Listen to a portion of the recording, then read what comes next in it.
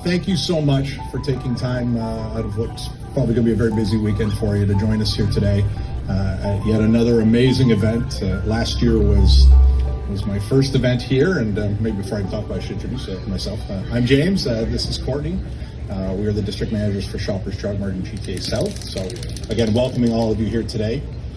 Just want to take a quick moment beyond thanking all of you for being here today and for running for those who we both love and in some cases unfortunately have lost. Just want to speak very, very quickly. Last year I came here, it was the first, my first year with this run, and I had no idea what to expect. And the young lady who will be speaking after us literally changed my life. Listening to her story changed the way I look at my kids, changed the way I look at the women in my life, and I really hope that at some point we'll have a chance to reflect on some of the words that she's going to bring to us today. So without any further ado, let me introduce to the stage Kaylee Robertson.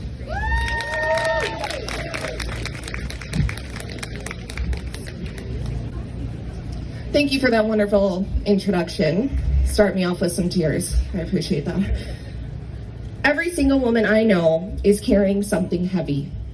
Anxiety, pressure, fear, grief, shame, and expectations that come at us from every direction about how we should look, how we should act, who we should become, even who we can become.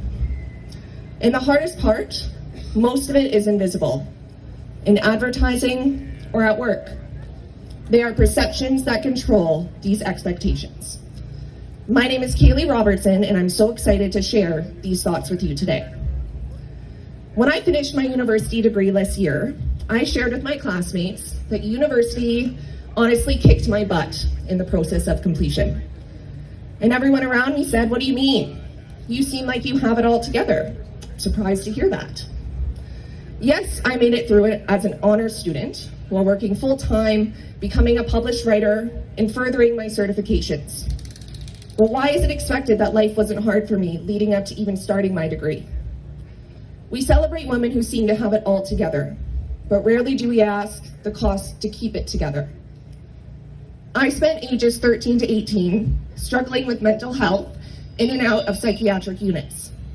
My illness had residual effects, leaving me unable to pay my bills and survive as a young adult between ages 19 and 22.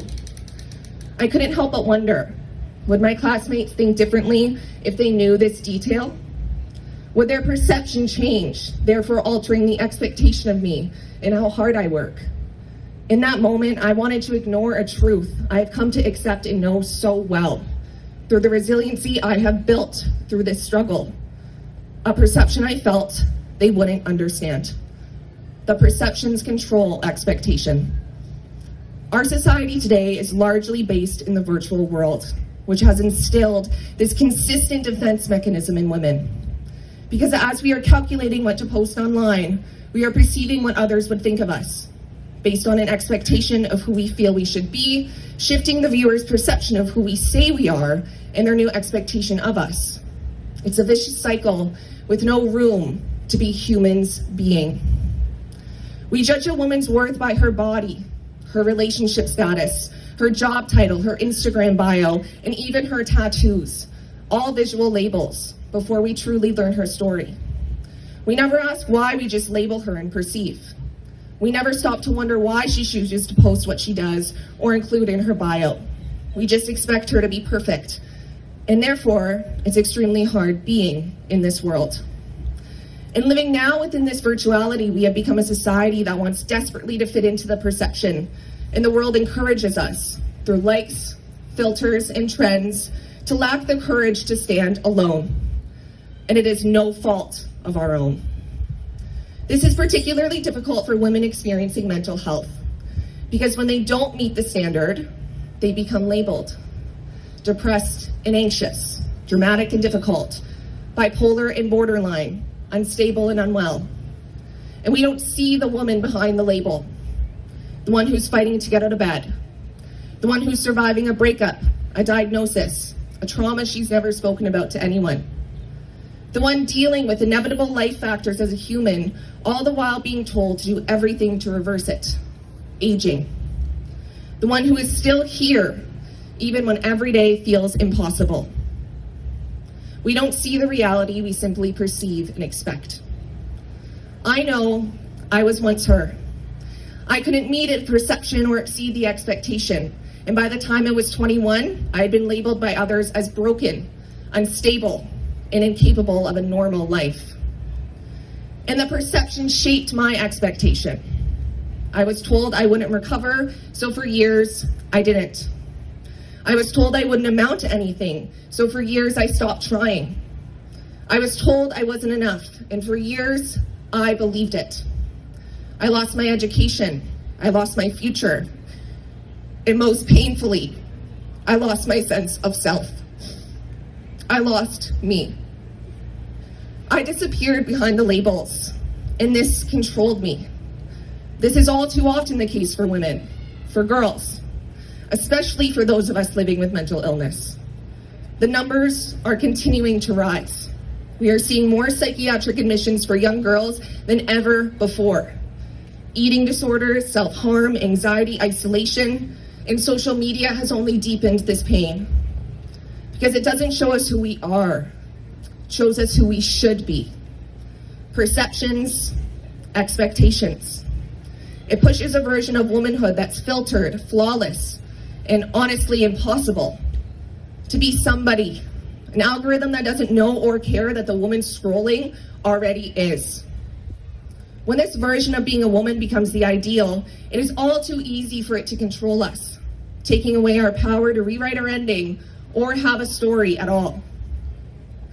Now, what I've learned throughout my recovery, through my published research on social media use, and most importantly, through finding a special place in my heart to be me again, by deleting my social media accounts that prolonged my mental health, deletion that enabled me to actually love the woman I am more than anyone else before I could love anyone else.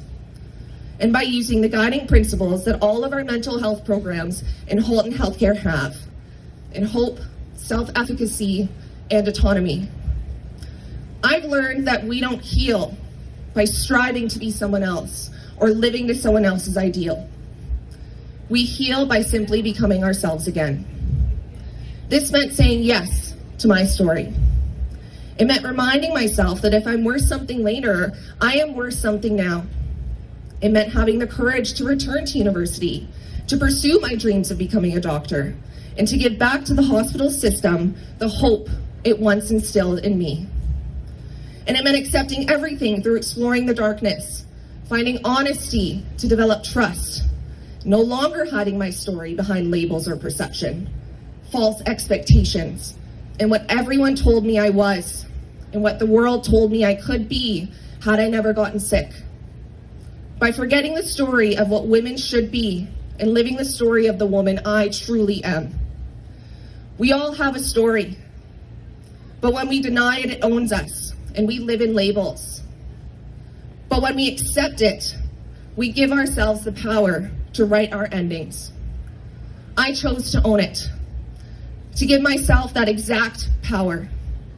From never recovering to recovered, from never amounting to anything to becoming everything I've ever dreamed of. To have more life now than I ever could have asked for, and to wake up every morning loving the woman staring back at me in the mirror. My dad says that what I am is a phoenix. I call myself a peer support specialist at Oakville Hospital for the first episode psychosis Phoenix program. Peer support is much different than traditional therapy and counseling. It utilizes those who are once in recovery to be there and share with those who are currently in recovery. I show up for young people going through their first episode of psychosis, just like I once did. I get to say, you're not alone. I see you, and you're going to make it. I get to rewire within them that they have the power to control their own story and expectations, not to let the perceptions control them. And I remind them that I too am a human, a woman, that I too have a story. And it is a story that once scared me. It hurt me. And I was ashamed of it entirely based on the labels that was given to it. It's a story I still experience others trying to write for me, those who weren't really there for it at all. From my downfall to my rise from the ashes, Others will have opinions and projections, and we must simply let them.